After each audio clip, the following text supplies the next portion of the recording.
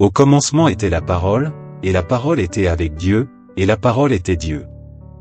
Elle était au commencement avec Dieu. Toutes choses ont été faites par elle, et rien de ce qui a été fait n'a été fait sans elle. En elle était la vie, et la vie était la lumière des hommes. La lumière luit dans les ténèbres, et les ténèbres ne l'ont point reçue.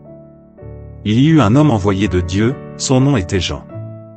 Il vint pour servir de témoin, pour rendre témoignage à la lumière, afin que tous crussent par lui.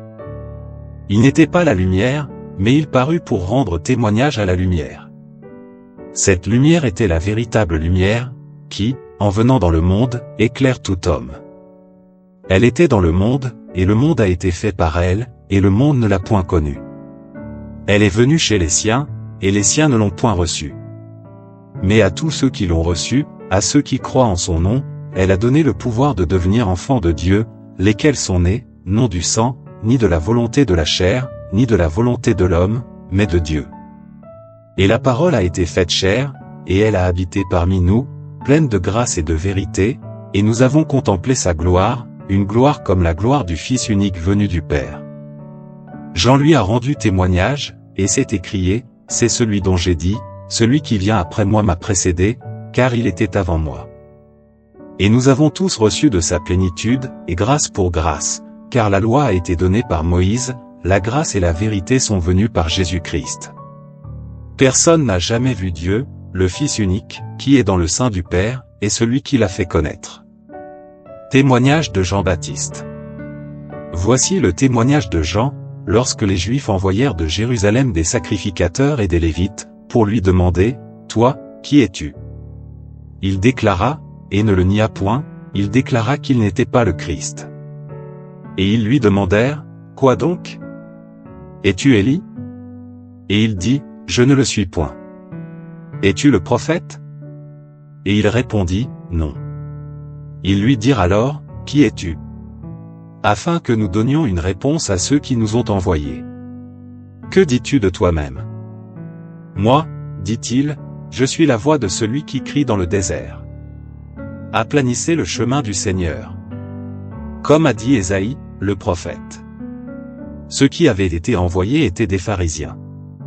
Ils lui firent encore cette question, « Pourquoi donc baptises-tu, si tu n'es pas le Christ, ni Élie, ni le prophète » Jean leur répondit, « Moi, je baptise d'eau, mais au milieu de vous il y a quelqu'un que vous ne connaissez pas, qui vient après moi, je ne suis pas digne de délier la courroie de ses souliers. » Ces choses se passèrent à Béthanie, au-delà du Jourdain, où Jean baptisait. Le lendemain, il vit Jésus venant à lui, et il dit, « Voici l'agneau de Dieu, qui ôte le péché du monde. C'est celui dont j'ai dit, après moi vient un homme qui m'a précédé, car il était avant moi. Je ne le connaissais pas, mais c'est afin qu'il fût manifesté à Israël que je suis venu baptiser d'eau. » Jean rendit ce témoignage, « J'ai vu l'Esprit descendre du ciel comme une colombe et s'arrêter sur lui. Je ne le connaissais pas, mais celui qui m'a envoyé baptiser d'eau, celui-là m'a dit, celui sur qui tu verras l'Esprit descendre et s'arrêter, c'est celui qui baptise du Saint-Esprit. Et j'ai vu, et j'ai rendu témoignage qu'il est le Fils de Dieu. » Les premiers disciples. Le lendemain, Jean était encore là, avec 2 de ses disciples, et, ayant regardé Jésus qui passait, il dit, « Voilà l'agneau de Dieu. » Les 2 disciples l'entendirent prononcer ces paroles, et ils suivirent Jésus. Jésus se retourna, et voyant qu'ils le suivaient, il leur dit, « Que cherchez-vous » Ils lui répondirent, « Rabbi, ce qui signifie maître, où demeures-tu » Venez, leur dit-il, et voyez. Ils allèrent, et ils virent où il demeurait, et ils restèrent auprès de lui ce jour-là. C'était environ la 10e heure.